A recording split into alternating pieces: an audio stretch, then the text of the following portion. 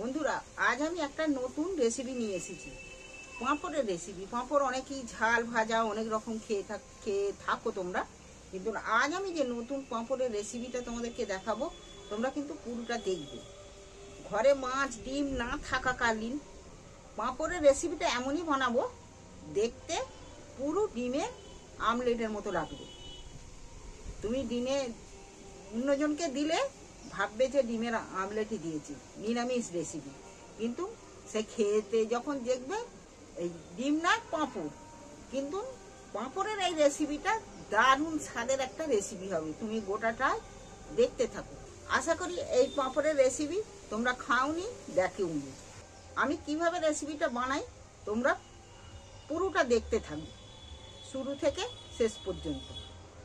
এখানে আমি 4-5টা পাঁপড় নিয়েছি। তোমরা পারলে মশলা পাঁপড়ও ব্যবহার করতে পারো, প্লেন পাঁপড়ও হবে। আমি এখানে 5-6টা পাঁপড় নিয়েছি, প্লেন পাঁপড়। প্রথমেই আমি কড়ার মধ্যে তেল ঢেলে দিচ্ছি। তেলটার মধ্যে কালা জিরে দিয়ে দিচ্ছি, কালো জিরে গোটা কতগুলো। এখানে কাঁচা লঙ্কা কুচিয়ে রেখেছি, কাঁচা লঙ্কা কুচানোগুলো দিয়ে দিন।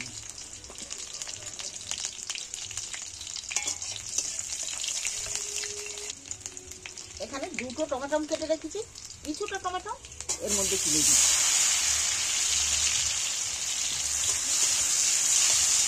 এই রেসিপি একবার বাড়িতে বানিয়ে খেয়ে দেখবে। পুরোটা দেখো কিভাবে আমি বানাই, অবশ্যই একবার বানিয়ে খেয়ে দেখবে। দেখতে তো দারুণ লাগে আর খেতেও দারুণ লাগবে। দেখো এগুলো হালকা হালকা ভাজা হয়ে গেছে আমার। এখানে আদা বেটে রেখেছি 1 চামচের মতো, আদাটা তুলে দিচ্ছি। আমি একটু জল দিয়ে দিচ্ছি, কাটে করছি তো, প্রথমে আমি একটু জল দিয়ে দিচ্ছি, নাহলে পুড়ে যাবে।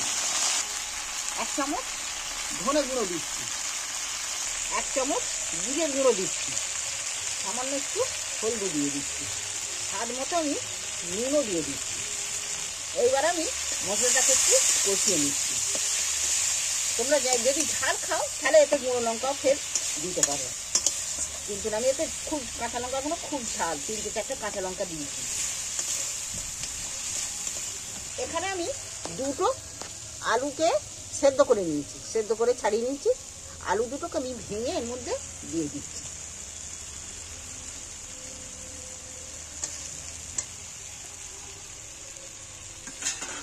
এইবার আলুটাকে ভালো করে নাড়াচাড়া করে কষিয়ে নেব।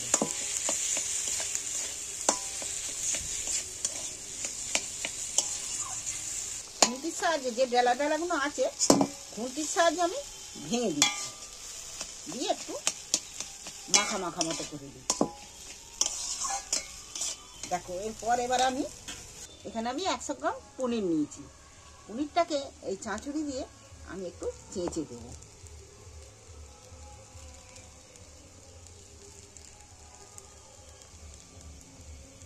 পনিরটাকে আমি দিয়ে দিয়েছি চেঁচে। এইবার আমি পনিরটা দিয়ে ভালো করে নাড়াচাড়া করে নেব, একটু ফের নেড়ে ভালো করে কষিয়ে নেব।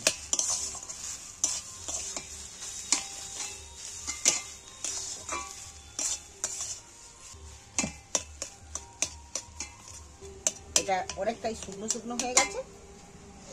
আমি এখানে 1/2 চামচ গরম মশলা ব্যবহার করছি। গরম মশলাটা আমি একটু দিয়ে নাড়াচাড়া করে নেব। ওটাই যা দারুণ খেতে হয় না। এবার এটা ঠান্ডা করার জন্য আমি একটা জায়গায় ঢেলে নিচ্ছি। বলো, এইটা ঠান্ডা করতে একটু সাইডে সরিয়ে রাখবো, একটু ঠান্ডা না হলে কাজ করতে পারবো না। এখানে আমি থালার মধ্যে কিছুটা জল ঢেলে নিচ্ছি, খানিকটা। এইবার আমি পাঁপড়গুলো দেখো নিয়েছি, আর পাঁপড় এই জলেতে ধুয়ে নিচ্ছি। একটু এদিক ওদিক করে ধুয়ে নেব, কিন্তু বেশি ধুলে বেশিক্ষণ ভিজিয়ে রাখা যাবে না, তাহলে খুব নরম হয়ে যাবে। এইটা এবারে আমি জলটা ঝরানোর জন্যে ভিজিয়ে একটা একটা করে তুলে নিচ্ছি।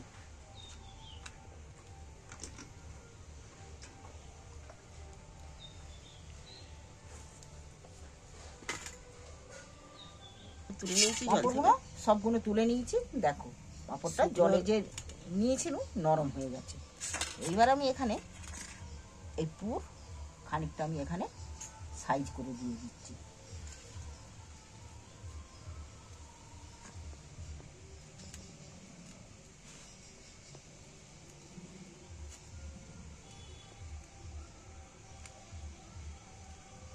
এবারে এইভাবে আমি পাঁপড়টাকে ভাঁজ দিয়ে দিচ্ছি।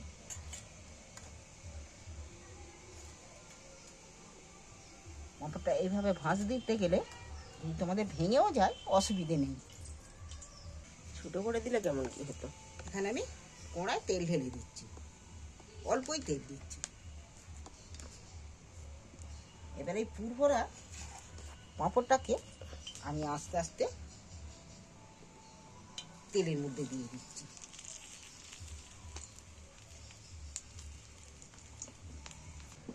ফের আমি নিয়ে নিচ্ছি একটা একটা করে। আমি জল ঝরা পাঁপড়ের সাথে জল ঝরা পাঁপড়ের উপরে দেখো এইভাবেই আমি পুরগুলো দিয়ে দিচ্ছি। দিয়ে ভাঁজ দিয়ে দিন, কিন্তু ভাঁজ দিয়ে কিন্তু উবড়ি উবড়ি রাখবে না, রাখলে তাহলে জড়িয়ে যেতে পারে। বলো।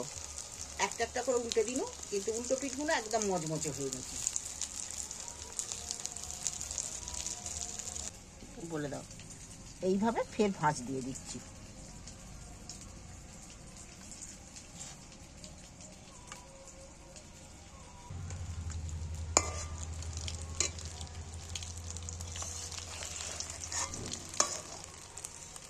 আমি তেল ঝাড়িয়ে তুলে নিচ্ছি। এ পিঠো মচমচে হয়ে গেছে, ও পিঠো মচমচে হয়ে গেছে। এটা যদি তোমরা ভাজা খেতে চাও কিন্তু ওটাও ভাজাও খেতে পারো। এবার আমি ফের একটা একটা করে তুলে দিচ্ছি।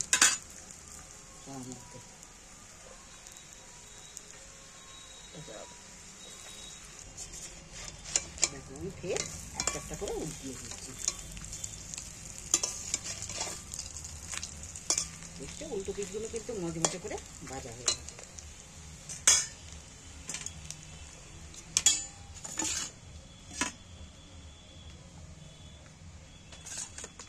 আর একটা পাঁপড় দিয়ে দিলে ভেজে রেখে দেবো, ওটা ছেলে খেয়ে নেবো না।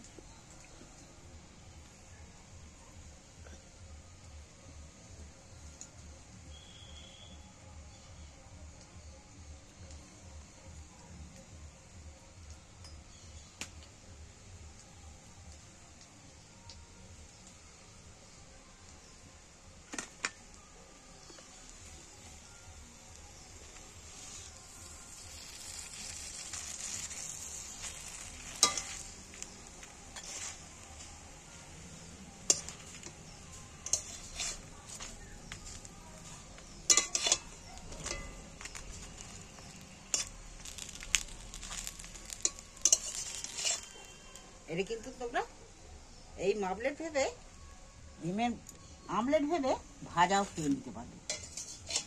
এটা কিন্তু দারুণ স্বাদে নিরামিষ রেসিপির দিনে কিছু খুঁজে পাবে নেই। তার জন্যে ফের আমি কড়াই তেল দিয়ে দিচ্ছি।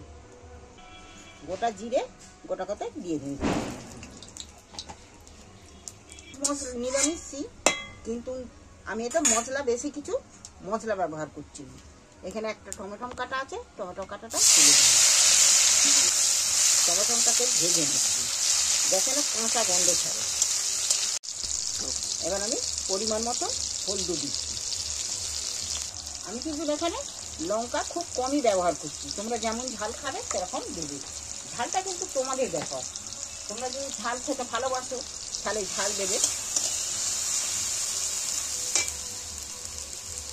এখানে আমি একটু জল দিয়ে দিচ্ছি সাইড দিয়ে, নাহলে মশলাটা পুড়ে যাবে।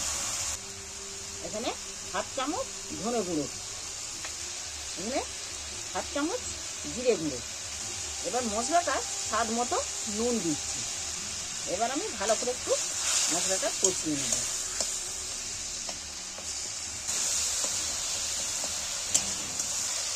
মশলা কষানো হয়ে গেছে, মশলাটা দিয়ে ভাজা হয়ে গেছে, মশলাটা তেল ছেড়ে দিয়েছি।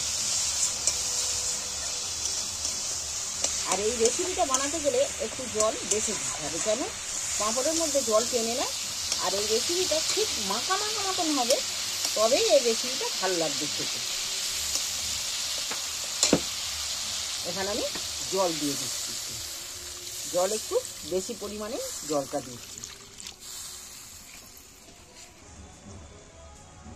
আমি সামান্য একটু ফোটার আগে গরম মশলা ছড়িয়ে দিচ্ছি, কেন ওইগুলো দিয়ে বেশি নাড়া যাবে না। পাঁপড়গুলো তুলে দিলে নাড়া যাবে না। ঝালের জলটা দেখছো, ঝালের জুসটা ফুটে গেছে। এইবার আমি একটা একটা করে তুলে দিচ্ছি এর মধ্যে। আমি এখানে কিন্তু ঝাল কিন্তু খুব কম ব্যবহার করছি।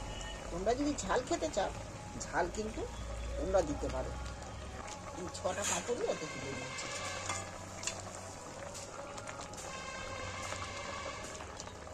দেখো আমার রেসিপি রেডি। তবে এই রেসিপিটা বেশি নাড়াচাড়া যাবে না। এবার আমি একটা একটা করে তুলে নেবো প্লেটের মধ্যে। চলো এবার গরম গরম রেসিপি পরিবেশনের পালা পড়ে গেল। দেখছো বন্ধুরা, তোমাদের যদি এই রেসিপি ভালো লেগে থাকে, চ্যানেলটা অবশ্যই সাবস্ক্রাইবার করে দিও আমার। এক একজনের পাতে দিলে ভাববে ডিমের আমলেট। এগুলো কিন্তু ভাঙছেও না, গোটাই আছে। দেখো গোটা গোটাই আছে পুরভরা। এইভাবে পাতে দিলে বলবে এটা ডিমের আমলেট খাচ্ছি। এইভাবে একবার অবশ্যই বানিয়ে খেয়ে দেখে আমার চ্যানেলটা অবশ্যই সাবস্ক্রাইবার করে দিও। এই পাঁপড়ের নিরামিষ ডিমের আমলেট আমি একটু ধনেপাতা ছড়িয়ে দিচ্ছি। এই রেসিপিটা ভালো লাগলে চ্যানেলটা আমার অবশ্যই সাবস্ক্রাইবার করে দিও। নিরামিষের দিন খাওয়ার অনেকই ঝামেলা হয়ে থাকে। বাচ্চাদেরকে দেখো ডিমের আমলেট অবশ্যই খুব তাড়াতাড়ি বানিয়ে দিতে পারবে, কোনো নির্ঝঞ্ঝটে, কোনো তেল ঝাল মশলা খুবই কমের উপর দিয়ে।